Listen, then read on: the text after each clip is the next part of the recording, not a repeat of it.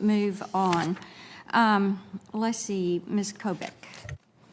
Let me come to you. I heard your response on the Caetano versus Massachusetts case and your assertion that you would follow Supreme Court precedent when it comes to Second Amendment rights.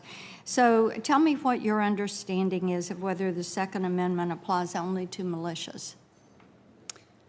Senator, the Supreme Court held in the Heller decision that the Second Amendment protects an individual right to keep and bear arms. So you would stick with that? Absolutely, Senator. Okay.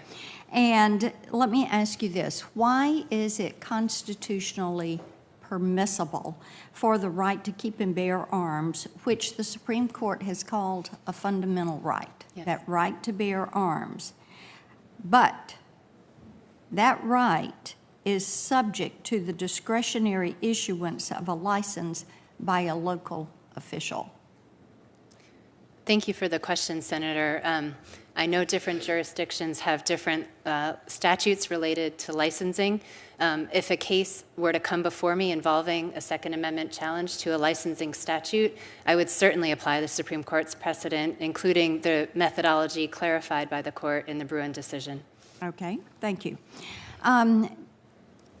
Ms. Solomon, you recently stated that equity plays a role in the Biden administration's budgetary considerations. And in my view, we should be dispersing funds to law enforcement. And your equity comment was made in connection with disbursement of funds. And I think we should be dispersing these funds to communities where there is a financial need, because communities all across this country are struggling with how to handle gangs and violent crime.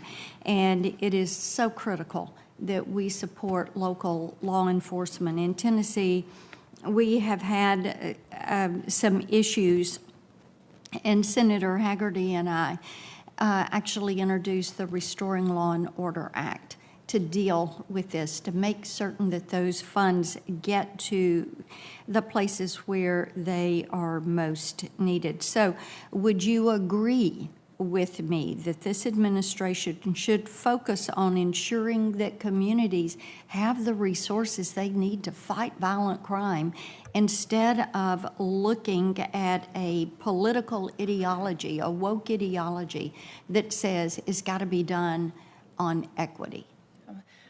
Thank you for the question. I completely agree that too many communities are struggling with violent crime, and it is absolutely our mission to get those jurisdictions the resources they need.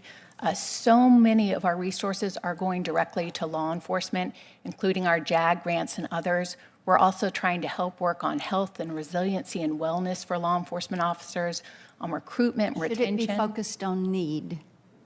Absolutely, yes. The equity provision is, as we consider our fundable applications, that we also take into account ways to bolster communities and community organizations to be a complement to law enforcement to make our communities strong and safe. Okay. Thank you. Senator